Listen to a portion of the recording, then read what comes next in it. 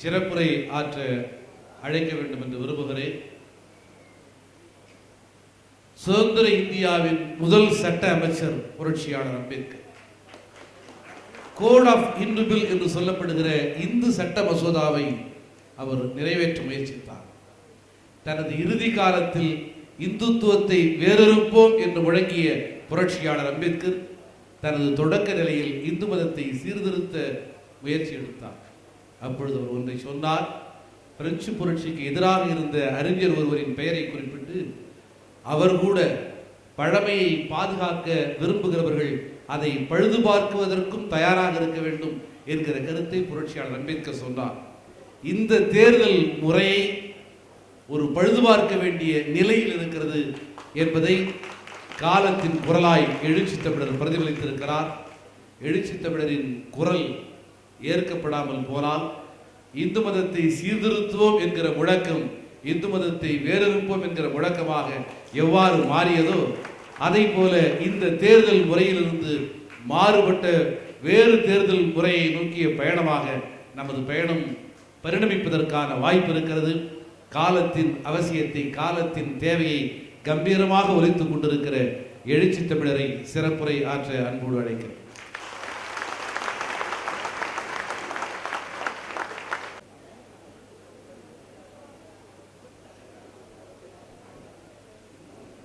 வரலாற்று சிறப்பு வாய்ந்த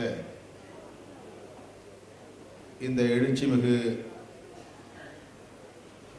கருத்தரங்கத்தை முன்னிலை வகித்து சிறப்பித்துக் கொண்டிருக்கிற, நெறிப்படுத்தி கொண்டிருக்கிற கட்சியின் பொதுச் செயலாளர் தோழர் சிந்தனை செல்வன் அவர்களே, வருகை தந்திருக்கிற நம் அனைவரையும் வரவேற்றும் கருத்தரங்கின் நோக்கத்தை விளக்கியும் உரையாற்றி அமர்ந்திருக்கிற கட்சியின் பொதுச் செயலாளர் தோழர் ரவிக்குமார் அவர்களே, நன்றியுரை வழங்கி அமர்ந்திருக்கிற கட்சியின் பொருளாளர் அன்பு சகோதரர் முகமது யூசுப் அவர்களே,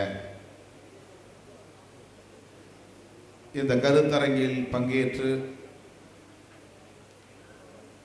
தமிழகத்தில் காங்கிரஸ் ஆட்சியை அப்புறப்படுத்தக்கூடிய வலிமையை 1967 தேர்தலில் திராவிட முன்னேற்ற கழகத்தோடு இணைந்து கன்னியத் தமிழர் காகிதமில்லத்தவர்கள் ஆற்றிய பங்களிப்பை சுட்டிக்காட்டி, அன்றைக்கே எழுப்பப்பட்ட முழக்கம்தான் கூட்டணி ஆட்சி என்கிற முழக்கம் என்பதையும் இங்கே நினைவுபடுத்தி உணர்ச்சிகரமாக உரையாற்றி அமர்ந்திருக்கிற மனிதநேய மக்கள் கட்சியின் மூத்த தலைவர்களுள் ஒருவர், சட்டமன்ற உறுப்பினர் அண்ணன் ஜவாஹிருல்லா அவர்களே, அண்ணன் வைகோ அவர்களின் பிரதிநிதியாக இங்கே வருகை தந்து இந்த கூட்டணி ஆட்சி என்கிற முழக்கத்தை 1996 பொது தேர்தலிலேயே வெளிப்படையாக பிரகடனம் செய்த இயக்கம்தான் மறுமலர்ச்சி திராவிட முன்னேற்ற கழகம், அதனுடைய பொதுச் செயலாளர் அண்ணன் வைகோ என்பதை இங்கே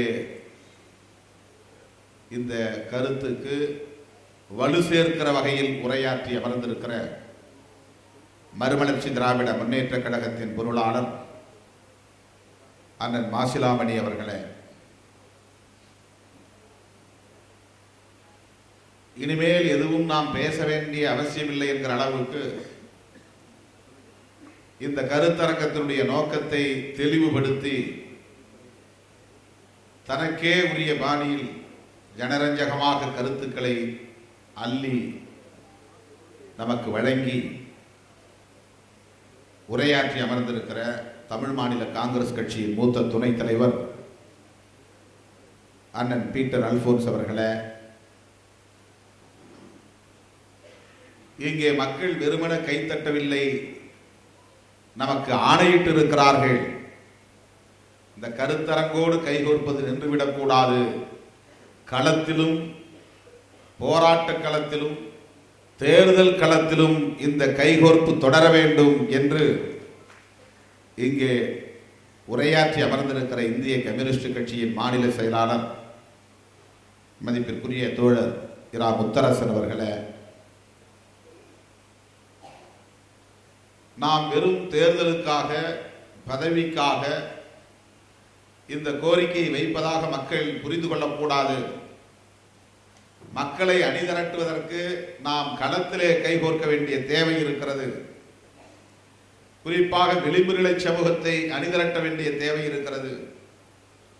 இந்த ஆட்சியாளர்களின் தாராளமயமான பொருளாதார கொள்கை எப்படி இந்த விளிம்பு நிலை சமூகத்தை சீரழிக்கிறது என்பதை மக்களுக்கு நாம் சொல்ல வேண்டும். ஒடுக்கப்பட்ட மக்களுக்கு எதிராக இழைக்கப்படுகிற சமூக கொடுமைகளை, வன்கொடுமைகளை கடுமையாக நாம் எதிர்க்க வேண்டும். ஊழலை அம்பலப்படுத்துவதோடு நின்று விடாமல் அதை நாம் கடுமையாக எதிர்க்க வேண்டும். இப்படி மக்கள் கோரிக்கைகளை மையப்படுத்தி நாம் இணைந்து போராடுவதன் மூலம்தான் இந்த கருத்தியலை வென்றெடுக்க முடியும், இந்த நோக்கத்தில் நாம் வெல்ல முடியும் என்பதை இங்கே சுட்டிக்காட்டி உரையாற்றி அமர்ந்திருக்கிற மார்க்சிய கம்யூனிஸ்ட் கட்சியின் மாநில செயலாளர் தோழர் ஜி ராமகிருஷ்ணன் அவர்களே, நான் அழைக்கும் போதெல்லாம் ஓடோடி வந்து போராட்டமாக இருந்தாலும், பொதுக்கூட்டமாக இருந்தாலும், கருத்தரங்கமாக இருந்தாலும், மாநாடாக இருந்தாலும் அதனை வெற்றிகரமாக சிறப்பித்துக் கொண்டிருக்கிற என் உயிரின் உயிரான விடுதலை சிறுத்தைகளே, உங்கள் அனைவருக்கும் என்னுடைய பணிவார்ந்த வணக்கத்தை தெரிவித்துக் கொள்கிறேன். விடுதலை சிறுத்தைகள் கட்சி சின்ன கட்சி அல்லது இளைய கட்சி, அப்படிப்பட்ட ஒரு சின்ன கட்சி அல்லது இளைய கட்சி முன்மொழிந்து அதையெல்லாம் தேசிய கட்சிகளாக இருக்கிற அல்லது மூத்த கட்சிகளாக இருக்கிற நாங்கள் எல்லாம் பின்பற்ற வேண்டிய அளவுக்கு நீங்கள் முன்கை எடுத்திருக்கிறீர்கள் என்று தோழர் முத்தரசன் அவர்கள் நம்மை பாராட்டினார். எப்போதோ வெற்றி பெறப்போகிற ஒரு தத்துவத்திற்காக இப்போது தோற்பதற்கு தயாராகிவிட்டார் திருமாவளவன் என்று நகைச்சுவையோடு சொன்னாலும், யதார்த்தமான உண்மையை சொன்னாலும், வரலாற்றில் விடுதலை சிறுத்தைகளின் பெயர் நிலைத்திருக்கும் என்கிற கருத்தையும் பதிவு செய்து நமக்கு ஊக்கமளித்திருக்கிறார் அண்ணன் பீட்டர் அல்போன்ஸ் அவர்கள். நாம் இந்த கருத்தை முன்மொழிகிறோம். புதிய கருத்தல்ல, புதிய முழக்கம் அல்ல. ஏற்கனவே மக்களிடத்தில் இருக்கிற கருத்து தான், அரசியல் கட்சிகளிடம் இருக்கிற கருத்து தான், அனைத்து கட்சியினரிடமும் இருக்கிற உணர்வு தான். அதை விடுதலை சிறுத்தைகள் முன்மொழிகிறது. இப்படி விடுதலை சிறுத்தைகள் முன்மொழிவதால் ஏதோ ஒரு குறிப்பிட்ட அணிக்கு எதிராகவோ அல்லது இன்னொரு அணிக்கு எதிராகவோ நாம் இந்த முயற்சியை மேற்கொள்ள வேண்டும், அல்லது புதிய அணியை கட்ட வேண்டும் என்பதாகவும் இதை பார்க்க வேண்டாம்.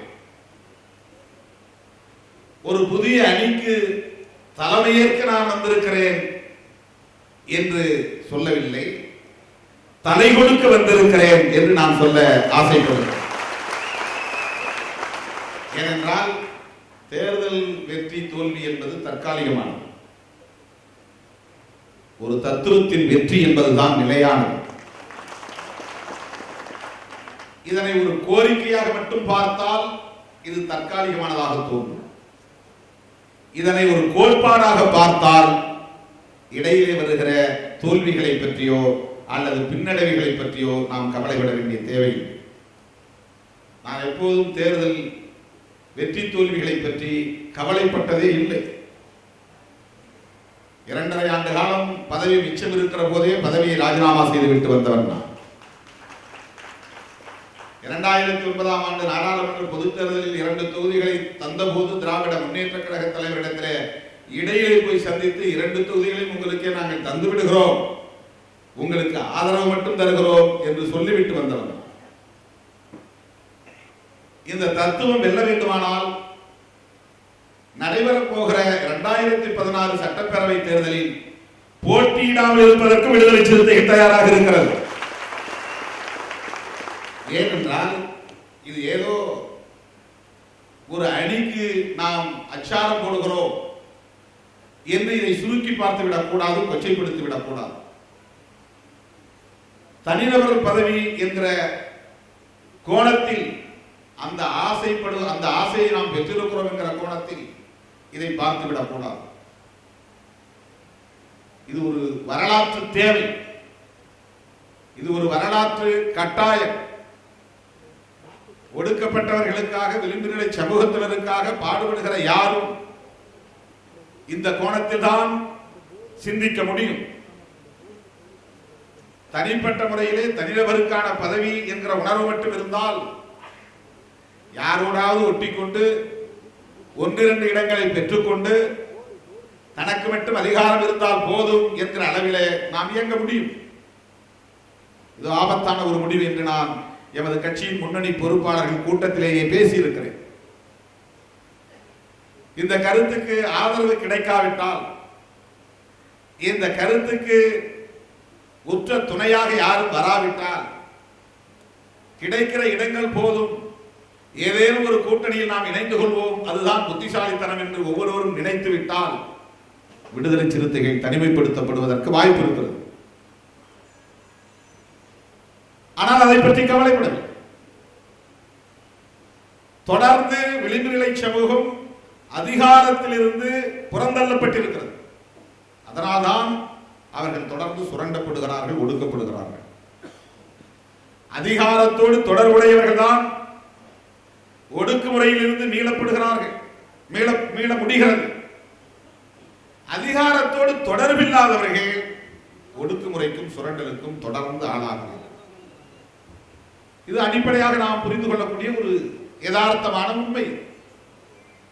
ஆகவே இன்றைக்கு இருக்கிற இந்த அரசியல், இன்றைக்கு இருக்கிற இந்த தேர்தல் முறை, விளிம்புநிலை சமூகம் எந்த காலத்திலும் அதிகார வலிமையை பெற முடியாது.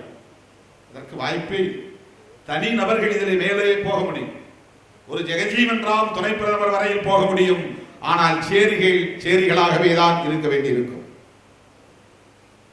திருமாவளவன் அரசியலுக்கு வராத காலத்திலேயே ஒரு தலித், ஒரு தாழ்த்தப்பட்டவர் துணை பிரதமர் அளவுக்கு உயர முடிந்தது.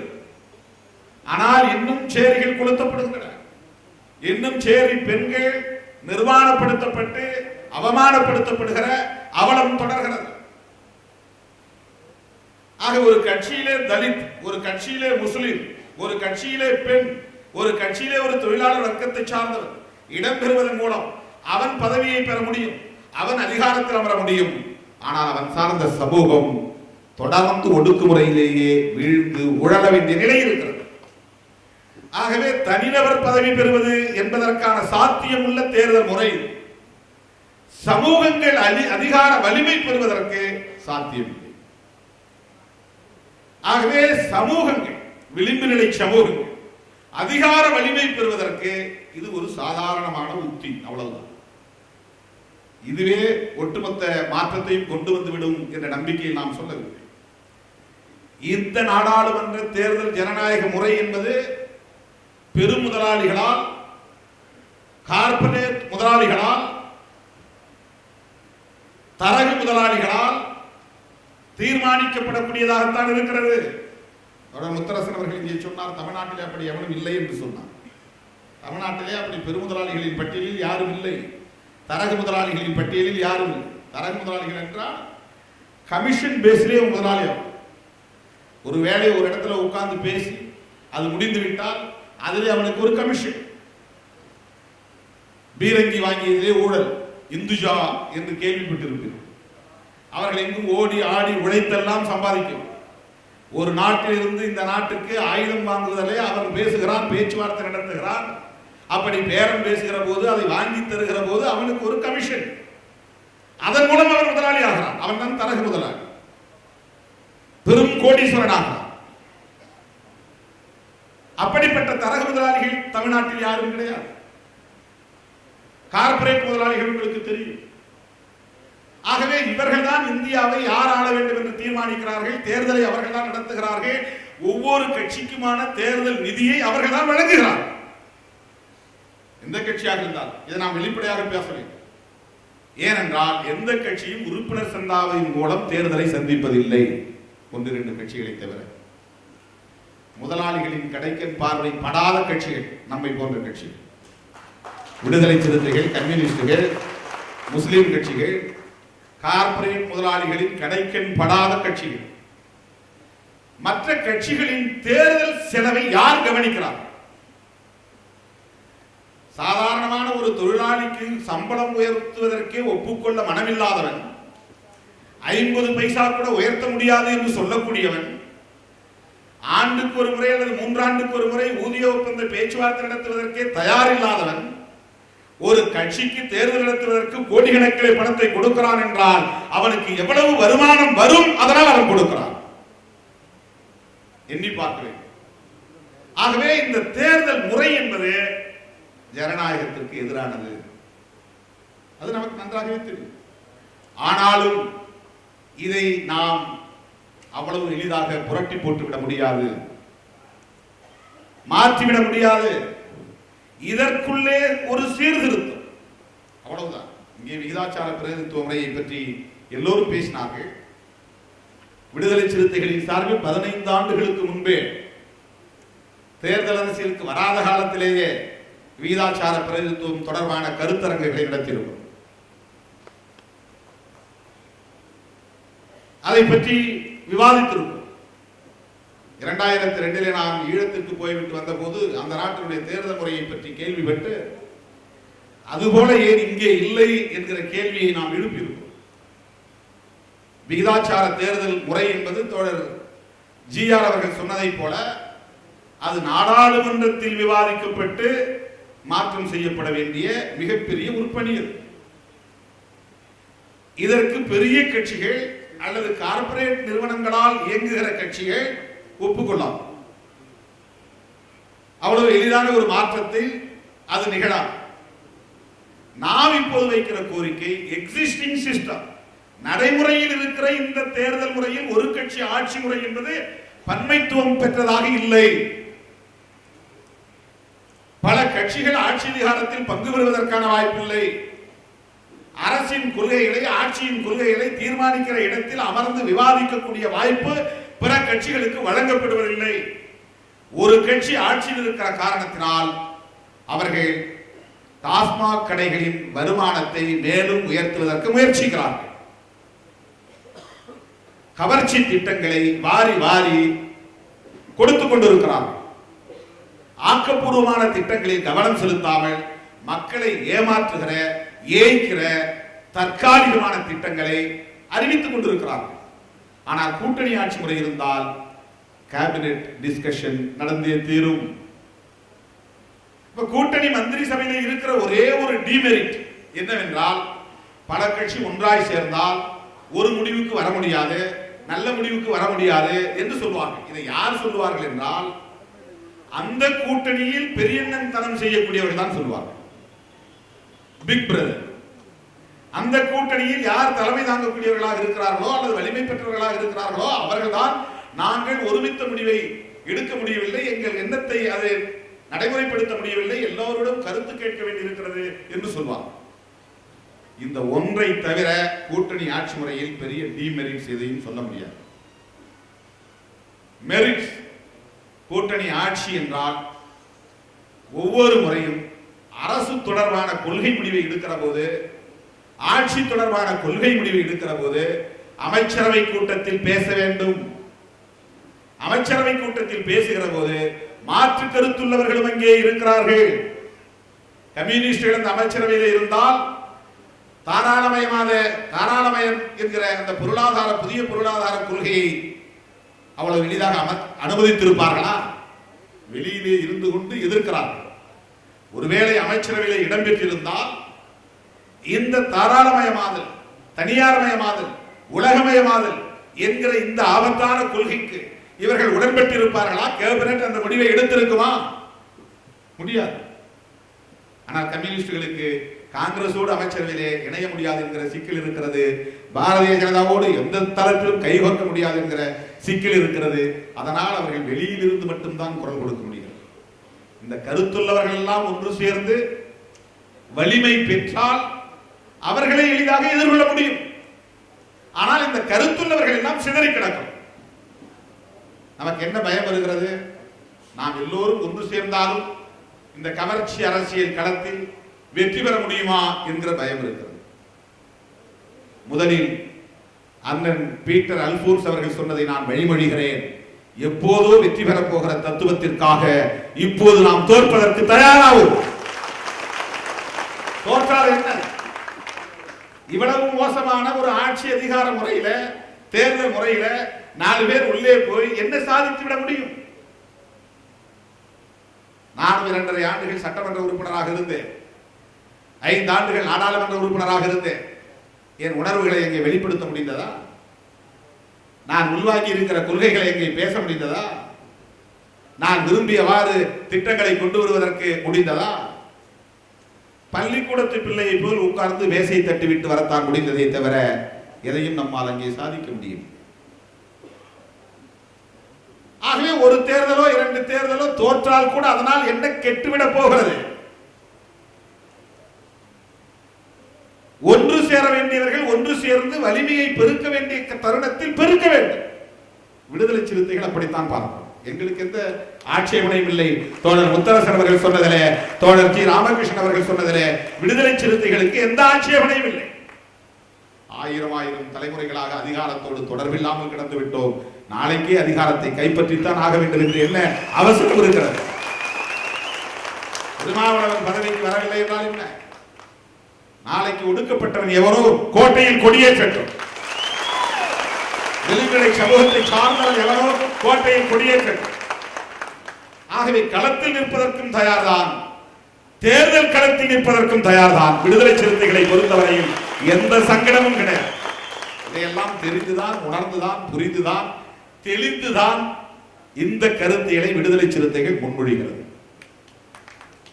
தயங்குகிற கட்சிகள் அவர்களுக்குத்தான் நாம் இந்த வேண்டுகோளை விடுத்தோம். இது யாருக்கும் எதிரானது, எல்லோருக்கும் ஆதரவானது. திமுகவுக்கோ அதிமுகவுக்கோ எதிராக நாம் கை நகர்த்துகிறோம் என்று யாராவது கற்பனை செய்து கொண்டால் அது தவறு.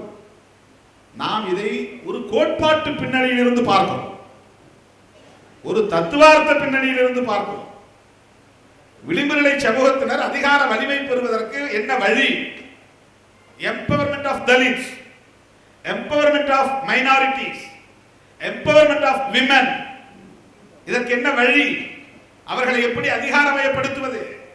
அதிகார வலிமையுள்ள சமூகங்களாக அவர்களை எப்படி ஆளாக்குவது? இதை பற்றி தான் நாம் கவலைப்படுகிறோம். 1-2 பேர் உள்ளே போகலாம், அவங்க கொடுக்கிற சின்னத்திலே கூட நிற்கலாம், தொடர்ந்து அவர்களுக்கு நாம் துதிபாடிகளாக கூட இருக்கலாம். அந்த முடிவை இந்த தேர்தல் முறைகளை நாம் எடுத்துக்கொண்டால் தப்பித்துக் கொள்ளலாம். தனிநபர்கள். விடுதலை சிறுத்தைகள் அதை விரும்பவில்லை. விடுதலை சிறுத்தைகள் அதை விரும்பவில்லை.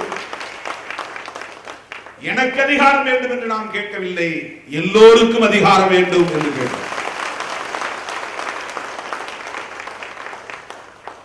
Real democracy is the decentralization of power.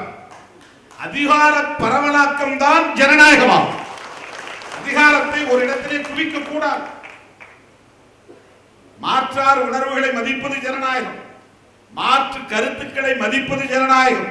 எல்லாவற்றையும் விட அதிகாரத்தை பரவலாக்கம் செய்வதுதான் ஜனநாயகம். அதுதான் நம்முடைய போராட்டம்.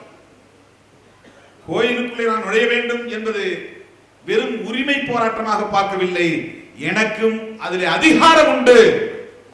அந்த கோயிலுக்குள்ளே நிர்வாகம் செய்கிற அதிகாரம், அந்த கோயிலுக்குள்ளே விழா நடத்துகிற அதிகாரம், அந்த கோயிலுக்குள்ளே கடவுளை வழிபடுகிற அதிகாரம். அதை வெறுமென உரிமையாக பார்க்க கூடாது. தீண்டாமையை கூட அதிகார போட்டியிலிருந்து உருவானதாகத்தான் பார்க்க வேண்டுமே தவிர வெறும் உணவு பழக்கத்திலிருந்தோ உடை பழக்கத்திலிருந்தோ அல்லது வெறுமென பண்பாட்டு தளத்தில் நிகழ்ந்த போராட்டம் என்கிற பார்வையில் இருந்து இதை பார்க்கக்கூடாது. அதுவெல்லாம் ஒரு ஃபேக்டர் தான். கல்ச்சுரல் ஃபேக்டர் இருக்கிறது, மற்ற ஃபேக்டர்ஸும் இருக்கிறது, கூறுகளும் இருக்கின்றன. ஆனால் ஏன் உன்னை கோவிலுக்குள்ளே நீ வரி கொடுக்க விரும்பினால் கூட வாங்க மறுக்கிறான்? உனக்கும் அதிலே மரியாதை வந்துவிடக் கூடாது, நீ அதிலே அதிகாரம் செலுத்த விரும்பக்கூடாது. இந்த தலைமுறை இல்லாமல் அடுத்த தலைமுறையிலே நீ அதிலே ஆதிக்கம் செய்யக்கூடிய நிலை வந்துவிடக் கூடாது என்பதனால்தான் அதிகாரம் தான் அங்கே எல்லா பிரச்சனைக்கும் காரணமாக இருக்கிறது. அதிகாரம் தான். ஆகவே அதிகாரத்தை ஒரு சொத்தாக பார்க்க வேண்டும். அடிக்கடி நான் மேடைகளிலே பேசியிருக்கிறேன். வீடு மனை மட்டும் சொத்து அல்ல, நகை நட்டு மட்டும் சொத்தல்ல, ஆடு மாடு மட்டும் சொத்தல்ல, பணம் காசு மட்டும் சொத்தல்ல, அதிகாரமும் சொத்து. அதிகாரமும் சொத்து. It's an asset. இதிலே நமக்கு என்ன பங்கு? நாம் உழைப்பதன் மூலம் ஒரு கிரவுண்ட் இடத்தை வாங்குகிறோம் என்று சொன்னால், அப்பா வாங்குகிறார், வாங்கினால் அந்த 2400 சதுர அடியிலே 4 பேருக்கும் பங்கு உண்டு. அது உழைத்தார், வாங்கினார், அது சொத்து. அந்த சொத்துல அண்ணன் தம்பி 4 பேர் இருந்தால் 4 பேருக்கும் அதிலே பங்கு உண்டு.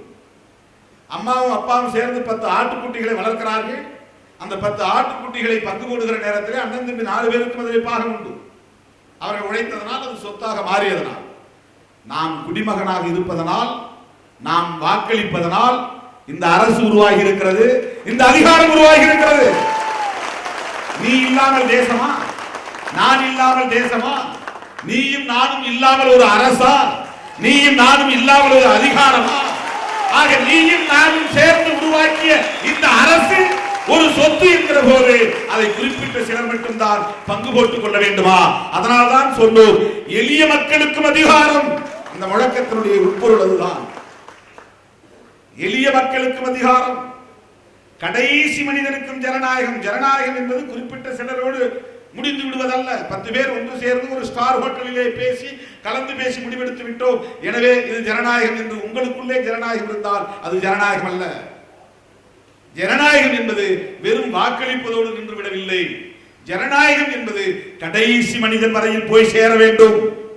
அது எப்படி அந்த ஜனநாயகம் கடைசி மனிதன் வரையில் போய் சேரும் என்றால், எளிய மக்களாக இருக்கிற ஆடு மாடு மேய்க்கிற மக்களின் பிரதிநிதித்துவ கட்சிகளுக்கும் அதிகாரம் வழங்க வேண்டும். ஆட்சி அதிகாரம். அதை ஆட்சியிலும் பங்கு, அதிகாரத்திலும் பங்கு என்று மக்கள் தலைவர் மூப்பனார் அவர்கள் அந்த முழக்கத்தை மதுரையிலே சொன்னார். அண்ணன் பீட்டர் அல்போன்ஸ் அவர்கள் அதை விளக்கினார். தேர்தல் பாதையே வேண்டாம் என்று 10 ஆண்டு காலம் இந்த இயக்கத்தை நடத்தியவர்கள் நாம். அரசு கொடுத்த நெருக்கடியும் புரட்சியாளர் அம்பேத்கருடைய கருத்தியலும் நம்மை மறுபடி தேர்தல் அரசியலுக்குள்ளே இழுத்தது. அண்ணன் பீட்டர் அல்போன்ஸ் அவர்களும் KS அழகிரி அவர்களும் மூப்பனார் அவர்களின் என்னை சந்தித்து பேசினார்கள், கோவண்ணா அவர்கள் உட்பட. நாங்கள் எந்த கூட்டணியிலும் சேர விருப்பமில்லை, நாங்கள் தனித்து ஒரே ஒரு தொகுதியில் மட்டும் போட்டியிடுவதாக திட்டமிட்டு இருக்கிறோம் என்று சொன்னோம். அப்போது விவாதத்தில் தான் இதையெல்லாம் சொன்னோம். நாங்கள் தேர்தல் அரசியலுக்கு வருவதற்கு கூட என்ன காரணம் என்றால், அதிகாரத்தோடு எந்த தொடர்பும் இல்லாமல் இந்த மக்கள் புறக்கணிக்கப்பட்டிருக்கிறார்கள். அதிகாரம் பல வகை இருக்கிறது. நிர்வாக அதிகாரம் இருக்கிறது, பொருளாதார அதிகாரம் இருக்கிறது, கட்சி அதிகாரம் இருக்கிறது, ஆட்சி அதிகாரம் இருக்கிறது. கட்சியிலே அதிகாரம் இருக்கிறது. யூனியன் செக்ரட்டரி, ஒன்றிய செயலாளர், அது ஒரு அதிகாரம். மாவட்ட செயலாளர், அது ஒரு அதிகாரம். கிளை செயலாளர், அது ஒரு அதிகாரம். கட்சி அதிகாரம். இந்த 60-70 ஆண்டுகளாக தமிழகத்தில் இருக்கக்கூடிய மிகப்பெரிய கட்சிகளில் எத்தனை தலித்துகளுக்கு ஒன்றிய செயலாளர் பொறுப்பு கிடைத்திருக்கிறது, எத்தனை இஸ்லாமியர்களுக்கு மாவட்ட செயலாளர் பொறுப்பு கிடைத்திருக்கிறது, எத்தனை பெண்களுக்கு கிளை செயலாளர் பொறுப்பு கிடைத்திருக்கிறது. விளிம்புநிலை சமூகம் கட்சி அதிகாரத்தில் இருந்தும் புறக்கணிக்கப்பட்டிருக்கிறார்கள். ஒருவன் சாதாரணமாக ஒன்றிய செயலாளராக ஒரு ஆளுங்கட்சியில் இருந்தால் அவன் 5 ஆண்டுகளில் கோடீஸ்வரனாக மாறுகிறான். பணம் ஒரு அதிகாரமாக மாறுகிறது. அவனுக்கு தெரியாமல் அந்த ஊரிலே தொகுப்பு வீடு கட்ட முடியாது. அவனுக்கு தெரியாமல் அந்த ஊரிலே ஒரு சிமெண்ட் ரோடு போட முடியாது. அவனுக்கு தெரியாமல் ஒரு அடிப்பைப்பு கைப்பம்பு போட முடியாது. ஆக அவனுக்கு அதிலே என்னென்ன மாதிரியான கமிஷன் வேண்டுமோ அதை அவன் பெற்றுக் கொள்கிறான். அதன் மூலம் 5 ஆண்டுகளில் அவன் கோடீஸ்வரனாக மாறுகிறான். ஒரு கட்சி அதிகாரம் ஒருவனுக்கு பொருளாதார அதிகாரத்தை தருகிறது. இதில் எந்த வகையிலுமே ஈடுபட முடியாமல் தொடர்ந்து புறக்கணிக்கப்படுகிற சமூகமாக விளிம்புநிலை சமூகம் இருக்கிறது. எத்தனை பேருக்கு இந்த கான்ட்ராக்ட் பற்றி தெரியும்? அந்த கான்ட்ராக்ட் வேலைகளிலே கமிஷன் இருக்கிறது என்பது எத்தனை தலித்துகளுக்கு தெரியும்? எந்த கான்ட்ராக்ட் வேலையை எடுக்கக்கூடிய வாய்ப்பு தலித்துகளுக்கு கிடைக்கிறது? கக்கூஸ் கழுவுகிறவன் தலித்தாக இருக்கிறான், அந்த கக்கூஸில் கல்லாப்பெட்டியில் காசு வாங்கி போடுகிறவன் வேறு எவனோ இருக்கிறான். அதை கூட கான்ட்ராக்ட் வேறு எவனோ தான் எடுக்கிறான். கழுவுகிறவன், கக்கூஸை கழுவுகிறவன் தலித், அந்த கக்கூஸுடைய கல்லாப்பெட்டியிலே உட்கார்ந்து காசு வாங்கி போடுகிறவன் வேறு எவனோ. அந்த கான்ட்ராக்ட் கூட தலித்துகள் எடுக்க முடியாது. பேருந்து நிறுத்தத்திலே வண்டிகளை, சைக்கிளை நிறுத்துகிற இடத்திலே கான்ட்ராக்ட் விடுகிறார்கள். அந்த சைக்கிள் ஸ்டாண்ட், அதில் கூட இவன் போய் தலையிட முடியாது. எந்த கான்ட்ராக்டிலும் இவனால் தலையிட முடியாது. அதற்கு என்ன காரணம் என்றால், இவருக்கு கட்சி அதிகாரம் இல்லை. அதனால் அந்த அதிகாரத்தை இவனால் பெற முடியவில்லை. எந்த அதிகாரமும் பெறாத போது இவருடைய வாக்கு எப்படி காவல் நிலையத்தில் ஈடுபடும்? போலீஸ் நிலையத்தில் எப்படி அவருடைய சொல்லுக்கு மரியாதை கிடைக்கும்? அதிகார வலிமை உள்ளவர்களை மதிப்பதுதான் அரசு கேந்திரங்கள். அதிகார வலிமை இல்லாதவர்களை பொருட்படுத்தாமல் இருப்பதுதான் அரசு கேந்திரங்கள். ஆகவே விளிம்பு நிலை சமூகத்திற்கு இந்த அதிகாரங்கள் எதுவுமே கிடைக்கவில்லை. இடஒதுக்கீட்டின் மூலம் நிர்வாக அதிகாரம் கிடைத்திருக்கிறது. இவன் விஏஓ அல்லது தாசில்தார் அல்லது டீச்சர் அல்லது இன்றைக்கு ஐஏஎஸ் ஐபிஎஸ், இது அட்மினிஸ்ட்ரேட்டிவ் பவர், நிர்வாக அதிகாரம். அதற்குள் அவர்கள் நடத்துகிற போராட்டம் வேறு. ஆனால் பொலிட்டிக்கல் பவர், அரசியல் அதிகாரம், எல்லா அதிகாரங்களையும் விட உச்சபட்சமான ஆற்றல் வாய்ந்த அதிகாரம் ஆட்சி அதிகாரம். அந்த ஆட்சி அதிகாரத்தில் தனிநபர்கள் உள்ளே போகிறார்கள். என்ன வேற வழி இல்லை. 18% 20%, மத்தியில் 15%, தமிழ்நாட்டில் 18% அரசியல் அமைப்பு சட்டப்படி தேர்தல் முறையில் தனித்தொகுதிகள் ஒதுக்கப்படுகின்றன. இந்த தனித்தொகுதிகள் இருக்கிற காரணத்தினால்தான் தலித்துகள் அந்த இடத்திலே போட்டியிட முடிகிறது. அந்த தொகுதியை எப்படியாவது பிடிச்சு உள்ள போயிட முடியாதா என்றுதான் தலித்துகள் பிற கட்சிகளிலே பெரும்பாலும் இடம்பெறுகிறார்கள். பதவி, தனிநபர் பதவியை பெறுவதற்கான வாய்ப்பு. சமூகம் அதிகார வலிமையை பெற்றிருக்கிறதா? என்ன திட்டத்தை கொண்டு வந்தாலும் தலித்துகள் வசிக்கிற பகுதிக்கு அது வராது. ஏனென்றால் கேட்பதற்கு நாதி, பேசுவதற்கு ஆள் இல்லை, அதிகார வலிமை இல்லை. பள்ளிக்கூடம் வந்தாலும் அவன் இருக்கிற இடத்துக்கு வராது, பேருந்து நிறுத்தம் வந்தாலும் அவன் இருக்கிற இடத்துக்கு வராது, ஆரம்ப சுகாதார நிலையம் வேண்டுமானாலும் அவனுடைய வசிப்பிடத்துக்கு வராது, ஒரு சமூக கூடம் கட்டுவதாக இருந்தாலும் அவன் வசிப்பிடத்துக்கு வராது, ஒரு தண்ணீர் தொட்டி கட்டுவதாக இருந்தாலும் அவன் வசிப்பிடத்துக்கு வராது, ஒரு நூல் நிலையம் கட்டுவதாக இருந்தாலும் அவனுடைய வசிப்பிடத்துக்கு வராது, சேரிக்கு வராது. இதுதானே 50 ஆண்டுகால அரசியல். இதற்கெல்லாம் என்ன காரணம்? அதிகார வலிமை இல்லை. ஆக நீண்ட நெடுங்காலமாக ஒடுக்கப்பட்ட சமூகம், விளிம்பு நிலை சமூகம் அதிகாரத்தோடு தொடர்பில்லாமல் இருக்கிறார்கள். அதிகாரத்தோடு தொடர்பில்லாமல் இருக்கிற காரணத்தினால் தொடர்ந்து சுரண்டப்படுகிறார்கள், ஒடுக்கப்படுகிறார்கள்.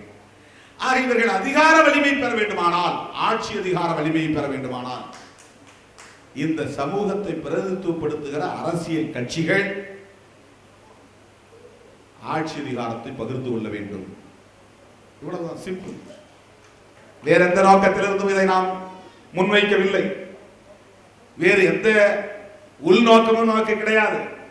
ஒருவர் கேள்வி கேட்டார், நீங்க திமுகவோடு மிக நல்ல நட்போடு இருந்தீர்கள், இப்போது என்ன திமுகவோடு உங்களுக்கு முரண்பாடு? திமுகவிடம் இருந்து முரண்பட்டதால் தான் இந்த கோரிக்கையை முன்வைக்கிறீர்களா என்று ஒருவர் கேட்டார். திமுகவுக்கு எதிராகவோ அதிமுகவுக்கு எதிராகவோ இந்த கருத்தை நாம் முன்வைக்கவில்லை. நாங்கள் எங்கள் தேவையிலிருந்து வைக்கிற கோரிக்கைகள் திமுகவுக்கு எதிராக இருக்கலாம், அதிமுகவுக்கு எதிராக இருக்கலாம், அப்படி அமையலாம். எனக்கு இடஒதுக்கீடு வேண்டும் என்று கேட்கிற போது இவ்வளவு நாள் அதை அனுபவித்துக் கொண்டிருப்பவர்களுக்கு அதுக்கு உடன்பட முடியாது.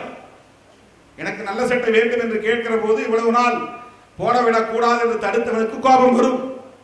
நான் செருப்பு போட வேண்டும் என்று என் தேவையிலிருந்து நான் சொல்லுகிற போது இவ்வளவு நாள் செருப்பு போடாதவர் எப்படி செருப்பு போடலாம் என்று கேட்கிற எரிச்சல் அவனுக்கு வரும். எரிச்சல் வரலாம். அதற்காக எனக்கு செருப்பு தேவை என்று நான் கோரிக்கை வைக்காமல் இருக்க முடியாது. நான் வெள்ளை சட்டை போடுவது மற்றவர்களுக்கு எரிச்சல் வருகிறது என்பதனால் நான் வெள்ளை சட்டை போடாமல் இருக்க முடியாது, நல்ல சட்டை போடாமல் இருக்க முடியாது. ஆகவே நாங்கள் முன்மொழிகிற கோரிக்கை என்பது வெறும் விடுதலை சிறுத்தைகளுக்காக அல்ல, திருமாவளவனுக்காக அல்ல, விளிம்பு நிலை சமூகத்திற்காக. ரவிக்குமார் அவர்கள் பேசுகிற போது சொன்னார், ஓரிடத்திலே பொருளாதாரமும் குவியக்கூடாது, அதிகாரமும் குவியக்கூடாது. அதைத்தான் விடுதலை சிறுத்தைகள் முன்மொழியும். பொருளாதாரம் ஒரு இடத்திலே குவித்தால் அது முதலாளித்துவம், அதிகாரம் ஓரிடத்திலே குவிந்தால் அது எதேச்சதிகாரம். இந்த அதிகாரம் குவிகிற போதுதான் எல்லோருமே ஹிட்லர்களாக மாறுகிறார்கள். திருமாவளவனிடத்திலே அதிகாரம் குவிந்தாலும் திருமாவளவனும் ஹிட்லராக மாற்றப்படுவான். இது சமூக சூழல். அதிகாரம் குவியக்கூடாது. அதிகாரம் பரவலாக்கப்பட வேண்டும். ஆகவேதான் இந்த பன்மைத்துவம் என்கிற கருத்தை நாம் முன்மொழிகிறோம். ஒரு கட்சியின் எதேச்சதிகாரமும் பன்மைத்துவ ஜனநாயகமும் என்கிற தலைப்பிலே நம்முடைய அறிக்கையில் அதை குறிப்பிட்டிருக்கிறோம். குஜராத்திலே ஒரு கட்சி பெரும்பான்மை பெற்று நரேந்திர மோடியின் தலைமையிலே ஆட்சி அதிகாரத்தை அமைத்தது. நரேந்திர மோடி முதல்வராக இருந்தார். அண்ணன் பீட்டர் அல்போன்ஸ் அவர்கள் சொன்னார்கள், ஒரு கட்சி ஆட்சி என்பதை கூட நான் மறுக்கிறேன், ஒரு நபர் ஆட்சி என்று சொன்னார். ஒரு கட்சி ஆட்சி முறை என்பது ஒரு நபர் ஆட்சியாகத்தான் மாறும். கட்சி கட்டுப்பாடு என்கிற முறையில் யாரும் வாய் திறக்க முடியாது.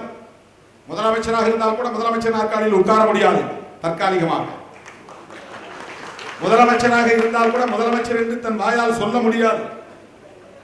முதலமைச்சராக இருந்தால் அந்த கட்சியின் அதிகாரப்பூர்வமான தொலைக்காட்சியிலே கூட அவரை முதலமைச்சர் என்று சொல்ல மாட்டார்கள். இந்த எதேச்சதிகாரம் எங்கிருந்து வருகிறது என்றால், ஒரு கட்சியிடம் அதிகாரம் குவிவதால் ஒரு தனிநபருடைய எதேச்சதிகாரமாக அது மாறுகிறது. அந்த கட்சியின் தலைவரை கூட கூப்பிட்டு சொல்லலாம், நீ ஒரு முதலமைச்சர், என் கட்சியில் எனக்கு தொண்டர் தான், ஆனா அந்த நாற்காலில் போய் உட்கார, அந்த பதவிக்குரிய மரியாதையை கொடு. நீ ஒரு முதலமைச்சர், குனியக்கூடாது, நிமிர்ந்து நில் என்று சொல்லலாம்.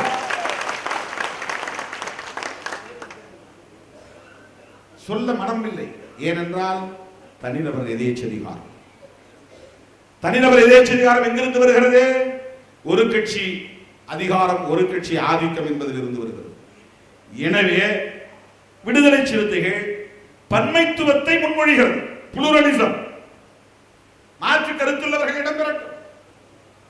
கம்யூனிஸ்ட் கட்சிக்கு பல தயக்கங்கள் இருக்கின்றன. கொள்கையை முன்வைத்து எல்லாவற்றையும் அலசுவதா. சில நேரங்களில் கொள்கையை காப்பாற்றுவதற்கு கொள்கை எதிரிகளோடு கூட சின்ன சின்ன சமரசங்களை செய்ய வேண்டிய தேவை இருக்கிறது. இது எந்த வகையிலும் கொள்கையை இழந்து விட்டதாக மாறாது. உதாரணத்திற்கு, பாரதிய ஜனதா என்கிற வகுப்புவாத கட்சி இந்தியாவிலே ஆட்சிக்கு வரக்கூடாது என்பதிலே இடதுசாரிகள் உறுதியாக இருக்கிறார்கள் என்பதிலே மாற்று கருத்து இல்லை. இடதுசாரிகள் இல்லாத எல்லா மேடைகளிலும் நான் பேசியிருக்கிறேன். உண்மையாகவே வகுப்புவாதத்தை எதிர்ப்பதில் கொள்கை பூர்வமாக உறுதியாக இருப்பவர்கள் இடதுசாரிகள். காங்கிரஸ் எதிர்க்கிறது என்றால் அவர் நேரடி எதிரி, அதனால் எதிர்க்கிறார்கள். வகுப்புவாதத்திற்காக எதிர்க்கிறார்கள் என்று சொன்னாலும் கூட உண்மையிலேயே அவர்களை எதிர்த்துதான் இவர்கள் அரசியல் செய்ய வேண்டும். ஆனால் அப்படி எந்த தேவையும் இல்லாமல் கொள்கை பூர்வமாகவே வகுப்புவாத சக்திகளை ஆட்சி அதிகாரத்தில் அமர வைத்து விடக் கூடாது என்பதில் உறுதியாக இருக்கிற கட்சிகள் இடதுசாரிகள். தேசிய அளவில் இந்திய கம்யூனிஸ்ட் கட்சியும் மார்க்சிய கம்யூனிஸ்ட் கட்சியும். அப்படிப்பட்ட நேரத்தில் காங்கிரசோடும் கைகோர்க்க முடியாது என்பதால் சிதற வேண்டிய நிலை ஏற்பட்டது. மோடி ஆட்சிக்கு வந்ததும் பிரதமரானதும் என்னிடத்திலே பலரும் கேட்டார்கள், மோடி அலைதான் காரணமா என்று கேட்டார்கள். நான் சொன்னேன், மோடிக்கு எதிரான வாக்குகள் எல்லாம் சிதறியதுதான் காரணம் என்று நான் சொன்னேன். யாருமே சேர முடியும். மோடி வரக்கூடாது, வகுப்புவாத கட்சி ஆட்சிக்கு வரக்கூடாது, வகுப்புவாத கட்சியினுடைய சார்பிலே அங்கே ஆட்சி அமர்ந்து விடக்கூடாது என்று நினைத்த யாருமே ஒன்று சேர முடியவில்லை. எதிர்க்கிற அத்தனை கட்சிகளுமே தனித்தனியாக நின்றோம். ஆகவே அப்படி எதிர்க்க வேண்டிய தேவை வருகிற போது தற்காலிகமான இந்த சின்ன சின்ன சமரசங்கள் எதிரிகளை, பொது எதிரியை வீழ்த்துவதற்கு பயன்படுகிறது. அது ஒரு ஸ்ட்ராட்டஜி, அவ்வளவுதான். இடதுசாரிகளுக்கு நான் ஏதோ ஆலோசனை சொல்வதாக எடுத்துக்கொள்ளக் கூடாது. எந்த இடத்திலே தேக்கம் வருகிறது, தயக்கம் வருகிறது என்பதை உணர்ந்ததால் தோழமையோடு சுட்டி காட்டுகிறேன். நாம் சேர வேண்டியிருக்கிறது. இன்றைக்கு இருக்கிற யதார்த்தமான சூழலில் இந்த மேடையிலே கூட சிபிஐ சிபிஎம் இரண்டும் வெளிப்படையாக திருமாவளவன் தான் முடிவு செய்ய வேண்டும், நாம் போராட்ட களத்திலே கைகோர்த்து நிற்பதற்கு தயார் என்கிற அறிவிப்பை நாம் செய்திருக்கிறோம். தமாகவால் அப்படி சொல்ல முடியாது, மதிமுகவால் அப்படி சொல்ல முடியாது, மனிதநேய மக்கள் கட்சியால் அப்படி சொல்ல முடியாது. ஆனால் நாம் எதிர்காலத்தை கவனத்திலே கொண்டு துணிச்சலாக சில முடிவுகளை எடுக்க வேண்டிய தேவை இருக்கிறது. துணிச்சலாக சில முடிவுகளை எடுக்க வேண்டிய தேவை இருக்கிறது. நான் தொடக்கத்திலே சொன்னதை சொல்கிறேன். புதிய அணியை கட்டுகிற முயற்சிக்காக இந்த கருத்தரங்கவில்லை. ஒரு மாற்று அரசியலை தமிழக சூழலில் கொண்டு வர வேண்டும் என்கிற தேவையை வலியுறுத்துவதற்காக கோட்பாட்டு பின்னணியில் இருந்து இதை சொல்லுகிறோம். இதை ஆழ்ந்து நாம் சிந்திக்க கடமைப்பட்டவர்களாக இருக்கிறோம். பெரும்பான்மை என்பது பெரும்பான்மைவாதமாக மாறிவிடக் கூடாது. ரவிக்குமார் சொன்னார், அதுதான் உலகம் முழுக்க நடந்து கொண்டிருக்கிறது. தமிழீழ விடுதலை புலிகளின் தலைவர் பிரபாகரன் அவர்கள் அடிக்கடி சிங்கள அரசை பற்றி சொல்லுகிற போது சொல்லுவார், சிங்கள பௌத்த பேரினவாதம் என்று சொல்லுவார். சிங்களன் என்பது இன அடையாளம், பௌத்தம் என்பது அவனுடைய மத அடையாளம். இந்த இரண்டோடு சேர்ந்த இன்னொரு சொல்லாட்சி பேரினவாதம். அவன் பெரும்பான்மை இனமாக இருக்கிறான், 1 கோடி பேர் கொண்ட ஒரு இனமாக இருக்கிறான். நாங்கள் 30-40 லட்சம் கொண்ட ஒரு சிறுபான்மை இனமாக இருக்கிறோம். அவன் பேரினமாக இருக்கிற காரணத்தினால் அந்த பெரும்பான்மைவாதத்தை எங்கள் மீது திணிக்கிறான். அதுதான் இந்த 3 சொற்களும் இணைந்த சொல்லாடல், சிங்கள பௌத்த பேரினவாதிகள். அவன் ஒரு கட்சி ஆட்சி முறையை அங்கே நடத்துவதனால் அந்த பேரினவாதம் தான் ஆட்சியின் கொள்கையாக திணிக்கப்படுகிறது. இதுதான் உலகம் முழுவதும் இருப்பது. குஜராத்திலே மோடி அங்கே பெரும்பான்மை பெற்றதனால், அவருடைய கட்சி அங்கே ஆட்சி அமைத்ததனால், அவருக்கு ஆதரவாக இருந்தவர்களின் கருத்துதான் பெரும்பான்மைவாதமாக அங்கே முன்வைக்க பெற்று இஸ்லாமியர்கள் மீதான மிகப்பெரிய இனப்படுகொலை நிகழ்த்தப்பட்டது.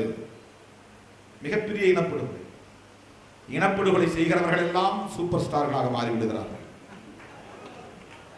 இனப்படுகொலை செய்ததனால்தான், இஸ்லாமிய இனப்படுகொலை செய்ததால் தான் நரேந்திர மோடிக்கு பிரதமராக வாய்ப்பே கிடைக்கும். சேரிகளை கொளுத்தினால் இந்தியா முழுவதும் அரசியல் பாப்புலாரிட்டி, புகழ் கிடைத்து விடுகிறது. தர்மபுரியை கொளுத்தி ஏற்பட்ட பின்னடைவில் இருந்து மீண்டு எழுந்தார்கள். வன்முறையை ஒரு ஸ்ட்ராட்டஜியாக எடுக்கிறார்கள், வெறுப்பு அரசியலையும் ஒரு ஸ்ட்ராட்டஜியாக எடுக்கிறார்கள். Hatred politics. இப்படிப்பட்டவர்களுக்கு இடையிலே ஒடுக்கப்பட்ட மக்களை பற்றி கவலைப்படுகிறவர்கள், விளிம்பு நிலை சமூகத்தை பற்றி கவலைப்படுகிறவர்கள் கைகோர்க்க வேண்டிய ஒரு வரலாற்று கட்டாயம் ஏற்பட்டு இருக்கிறது என்று விடுதலை சிறுத்தைகள் உணர்வு. பெருமதிப்பிற்குரிய அண்ணன் பீட்டர் அல்போன்ஸ் அவர்கள் ஒரு கருத்தை சொன்னார். ஒரு புறம் திருமாவளவன் கையை பிடித்துக் கொண்டார் மூப்பனார், இன்னொரு புறம் கிருஷ்ணசாமியின் கையை பிடித்துக் கொண்டார் மூப்பனார். மனப்பூர்வமாக சொன்னார், அடித்தட்டு மக்களுக்கு ஆட்சியிலும் பங்கு, அதிகாரத்திலும் பங்கு என்று சொன்னார். இந்த காலத்திலும் நன்றி உணர்ச்சியோடு திரும்ப திரும்ப சொல்லுகிறவன் திருமாவளவன். வேறு யார் சொல்லுகிறார்களோ சொல்லவில்லை. அடுத்து ஒன்றை சொன்னார், திருமாவளவனையும் கிருஷ்ணசாமியையும் கைகளை உயர்த்தி பிடித்ததனால் இந்த சாதி இருக்க நிறைந்த சமூக கட்டமைப்பில் அவர் முதல் களப்பலியாக நேர்ந்தது என்று சொன்னார். ஒரு வகையிலே அது உண்மையாக கூட இருக்கலாம். ஆனால் இதற்காக அச்சப்பட்டு, இதற்காக தயக்கப்பட்டு, இதற்காக இந்த ஒடுக்கப்பட்ட சமூகத்தினரோடு கைகோர்க்கவே முடியாது என்கிற நிலை, இந்த ஒடுக்கப்பட்ட சமூகத்தினரோடு கைகோர்த்து அரசியலை செய்யவே முடியாது என்கிற ஒரு நிலைப்பாட்டை எடுத்தால் இந்த சமூகத்தில் என்ன மாற்றம் நிகழும் என்பதையும் தயவு கூர்ந்து நாம் ஆழ்ந்து சிந்திக்க வேண்டிய தேவை இருக்கிறது. 2001 தேர்தல் முடிந்ததும் திராவிட முன்னேற்ற கழக தலைவர் கலைஞர் அவர்களை சந்திப்பதற்காக நாம் போனோம். அப்போது ஒரு வார ஏட்டிலே இதே கருத்தை பதிவு செய்திருந்தார்கள். 99 மூப்பனார் அவர்களுக்கு என்ன ஏற்பட்டது என்பதை அண்ணன் சொன்னதை போல 2001 ஒரு வார ஏட்டில் இதே கருத்தை பதிவு செய்திருந்தார்கள். திருமாவளவனையும் கிருஷ்ணசாமியையும் இணைத்துக் கொண்டதனால் தான் திராவிட முன்னேற்ற கழகம் கூட்டணி படுதோல்வியை சந்தித்தது என்று எழுதினார்கள். தோழர்களே, இதுதான் அவர்களின் சூது அல்லது சூழ்ச்சி அல்லது உத்தி. கலைஞரிடத்திலே நான் போய் அந்த பத்திரிகையை தூக்கி போட்டேன். என்ன என்று கேட்டார். இதை படித்தீர்களா என்று கேட்டேன். என்ன சொல்லுங்கள் என்றார். விவரத்தை சொன்னேன். அடுத்த நொடியிலே அவர் பதில் சொன்னார், அப்படி என்றால் கடலூர் மாவட்டத்திலே 9 தொகுதிகளில் 5 இடங்களில் நாம் வெற்றி பெற்றிருக்கிறோமே, அது எப்படி என்று கேட்டார். திருமாவளவனை சேர்த்துக் கொண்டதனால் தான் எல்லோரும் ஓட்டு போடவில்லை, தோற்று போனோம் என்று சொல்லி இந்த பத்திரிகை எழுதியிருக்கிறது. இதை நீங்கள் நம்புகிறீர்களா என்று நான் கேட்டேன். உடனே கலைஞர் சொன்னார், எனக்கே தெரியாது, கடலூர் மாவட்டத்தில் 9 தொகுதியா என்று கூட எனக்கு கணக்கு தெரியாது, 5 தொகுதிகள் வெற்றி பெற்றிருக்கிறோம் என்று தெரியும். கலைஞர் அடுத்த நொடியே சொன்னார், 9 தொகுதிகளில் 5 தொகுதிகளை விடுதலை சிறுத்தைகளும் திமுகவும் இணைந்தே கைப்பற்றி இருக்கிறது, அது எப்படி என்று கேட்டார். மதிப்பிற்குரிய அண்ணன் அவர்களுக்கு நான் சொல்ல கடமைப்பட்டிருக்கிறேன். தேர்தல் வெற்றி தோல்வி என்பது பல்வேறு காரணிகளால் நிகழ்கிறது. இதுவும் ஒரு காரணியாக இருக்கலாம், அதை நான் மறுக்கவில்லை. ஆனால் கட்சி கட்டமைப்பு, கட்சியில் களப்பணியாளர்களுடைய பங்களிப்பு, தேர்தல் நேரத்தில் நாம் கையாளுகிற உத்திகள், தேர்தலுக்காக நாம் செய்கிற செலவு, கூட்டணி கட்சிகளின் ஆதரவு, இவை எல்லாம் சேர்ந்துதான் வெற்றியை தீர்மானிக்கிறது. கவர்ச்சியும் தீர்மானிக்கிறது.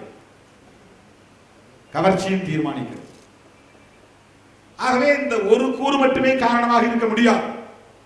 2009ஆம் ஆண்டு நடைபெற்ற நாடாளுமன்ற பொதுத் தேர்தலில் காங்கிரஸ் கட்சியும் திராவிட முன்னேற்ற கழகமும் விடுதலை சிறுத்தைகளும் இணைந்து 35 இடங்களுக்கு மேல் வெற்றி பெற்றோம். திராவிட முன்னேற்ற கழகம் 18 இடங்களிலே வெற்றி பெற்றது, காங்கிரஸ் 9 இடங்களிலே வெற்றி பெற்றது, விடுதலை சிறுத்தைகள் 1 இடத்திலே வெற்றி பெற்றது. கிட்டத்தட்ட 32-34 இடங்கள் அன்றைக்கு விடுதலை சிறுத்தைகள் அந்த கூட்டணியில் தான் இடம்பெற்றிருந்தது. எனவே இந்த அச்சம் ஒரு மாரல் ஃபியர், அரசியல்வாதிகளுக்கு இயல்பாகவே இருக்க வேண்டிய ஒரு அச்சம் தான். வெற்றி பெற்றே தீர வேண்டும் என்று எண்ணுகிற போது இந்த அச்சம் இருக்கலாம். ஆனால் இந்த அச்சத்தையும் எதிர்கொள்ள வேண்டிய தேவை ஒரு வரலாற்று தேவையாக மாறி இருக்கிறது. ஒடுக்கப்பட்டவர்கள் ஒரு அரசியல் சக்தியாக மாற வேண்டும். அப்போதுதான் ஜனநாயகம் பிழைக்கும். ஜனநாயகத்தை காப்பாற்ற முடியும். திருமாவளவன் சாதி அரசியல் செய்யவில்லை. நான் வழக்கறிஞராக பதிவு செய்த போது மூப்பனார் அவர்கள் அதில் கலந்து கொண்டு பேசினார். திருமாவளவனை வன்முறையாளர்கள் என்கிறார்கள், திருமாவளவனை தீவிரவாதிகள் என்கிறார்கள். ஆனால் நான் அவரை நெருங்கி பார்க்கிறேன், அவரோடு நெருங்கி பழகி பார்க்கிறேன். அவர் ஜனநாயகத்தின் பக்கம் நிற்கிறார், ஒடுக்கப்பட்ட மக்களுக்காக நிற்கிறார். அவருடைய குரலுக்கு நான் எப்போதும் உற்ற துணை இருப்பேன் என்று அந்த விழாவிலே பேசினார். நவசக்தியில் இது பதிவாகியிருக்கிறது. அண்ணன் பீட்டர் அல்போன்ஸ் போன்றவர்கள் நீண்ட நெடிய அனுபவம் உள்ளவர்கள், கம்யூனிஸ்டுகள், கொள்கை பூர்வமாகவும் கள அனுபவ பூர்வமாகவும் தெளிவு பெற்றவர்கள். விளிம்பு நிலை சமூகம் என்று நாம் யாரை அடையாளப்படுத்துகிறோமோ அவர்கள் அதிகார வலிமை பெறுவதற்காக நாம் சில பரீட்சார்த்த முயற்சிகளை செய்ய வேண்டியது அவசியமாக இருக்கிறது. யாரோடு கூட்டணி, எந்த கட்சியோடு கூட்டணி என்பதை பற்றியெல்லாம் நாம் ஒருபுறம் விவாதிப்பது இருக்கட்டும்.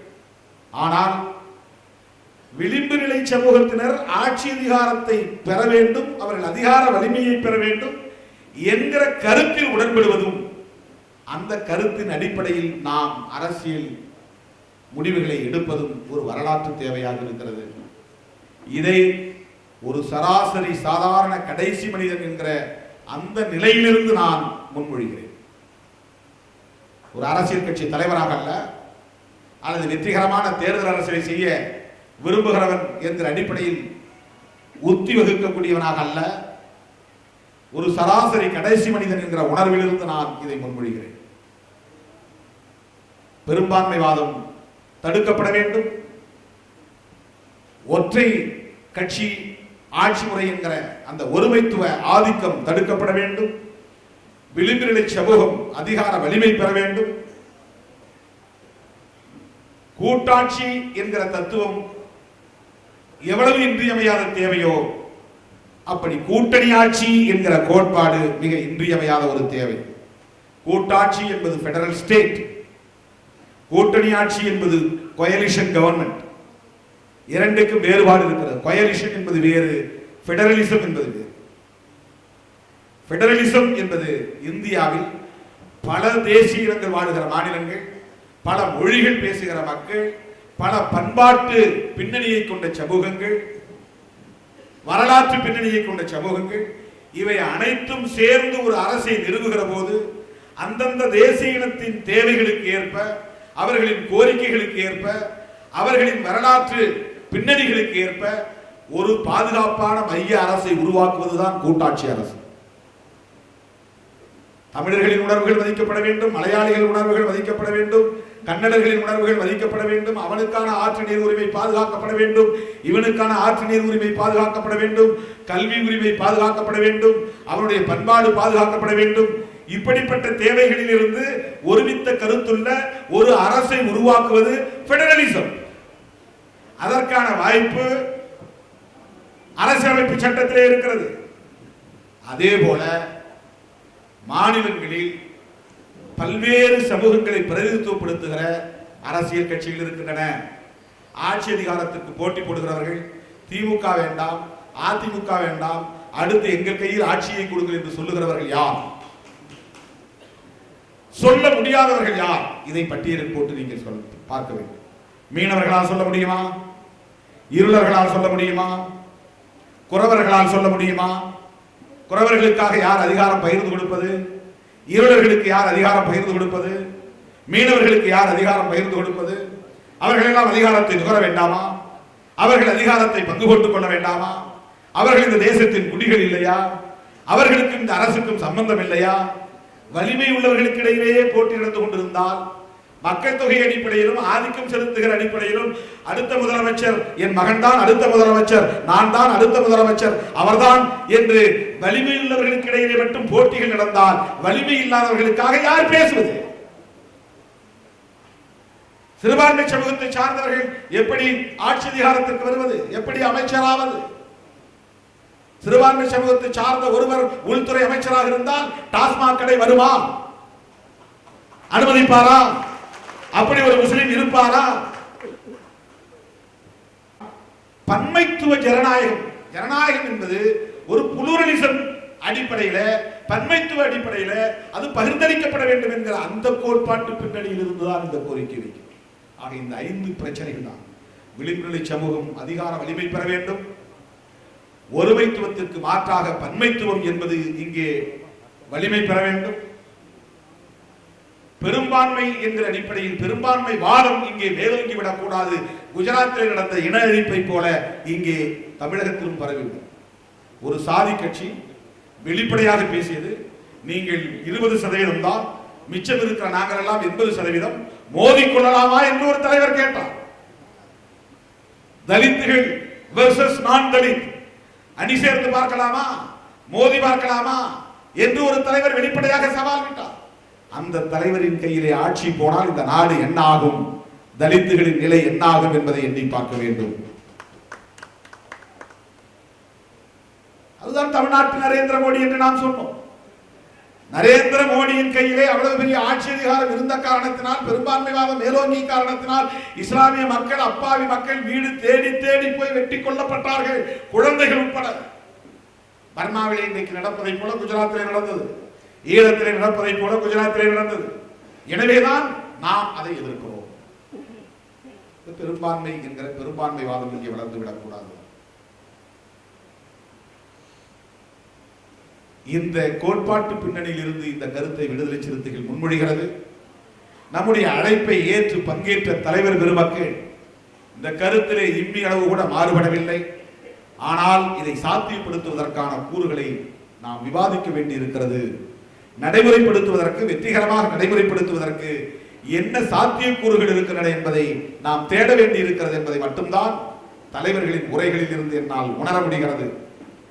நாம் இதை ஒரு பரீட்சார்த்த முறையிலே, சோதனை முயற்சி என்கிற முறையிலே இந்த கருத்தியலை உயர்த்தி பிடிக்க வேண்டிய தேவை இருக்கிறது. இந்த கருத்தரங்கம் அதற்கான அடித்தளத்தை இடும் என்று நான் நம்புகிறேன். அதற்கான அச்சாரத்தை இந்த கருத்தரங்கம் அமைக்கும் என்று நான் நம்புகிறேன். அடுத்து அறிவு சார்ந்த சான்றோர்களையும் அழைத்து தமிழகம் தழுவிய அளவில் அல்லது அகில இந்திய அளவில் இன்டலெக்சுவல்ஸ் மீட், அறிவு சார்ந்த சக்திகளை ஒருங்கிணைத்து ஒரு மாபெரும் மாநாட்டை விடுதலை சிறுத்தைகள் நடத்தும். அது பெரும்பாலும் ஆகஸ்ட் 17 இருக்கும். அந்த தேதியை முறைப்படி அறிவிப்போம் என்று சொல்லி நம்முடைய அழைப்பை ஏற்று மனம் திறந்து பேசிய தலைவர் பெருமக்கள் அனைவருக்கும் நம்முடைய நெஞ்சார்ந்த நன்றியை காணிக்கையாக்கி இந்த கருத்தரங்கை வெற்றி பெற வைக்கக்கூடிய வகையிலே மிகச்சிறப்பாக உரையாற்றிய அத்தனை பேருக்கும் நன்றி கூறி, இந்த கருத்தரங்கிலே வந்து பங்கேற்காவிட்டாலும் இந்த கருத்துக்கு உடன்பாடு உண்டு என்று நண்பர் விஜயகாந்த் சொன்னார். இந்த கருத்துக்கு உடன்பாடு உண்டு என்று அண்ணன் ஈவிகே இளங்கோவன் அவர்கள் சொல்லியிருக்கிறார். இந்த கருத்துக்கு உடன்பாடு உண்டு என்று பல கட்சி தலைவர்கள் தனிப்பட்ட முறையிலே சொல்லி இருக்கிறார்கள். எனவே இதை வெறும் கோரிக்கை வழக்கமாக பார்க்காமல் ஒரு கோட்பாடாக பார்ப்போம், இந்த கோட்பாட்டை உயர்த்தி பிடிப்போம் என்று சொல்லி வாய்ப்புக்கு நன்றி கூறி நிறைவு செய்து விடைபெறுகிறேன். நன்றி, வணக்கம்.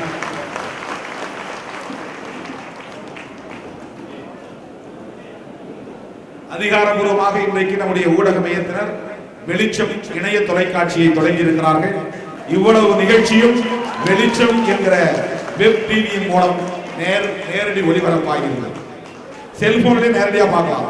செல்போன் ஆண்ட்ராய்டு போன் உள்ளவங்க வெளிச்சம் டிவி என்கிற இணைய தொலைக்காட்சியில் இந்த காட்சி இவ்வளவு நேரம் ஒளிபரப்பானது தொடர்ந்து அப்படி ஒளிபரப்பாகும் என்று சொல்லி விடைபெறுகிறது.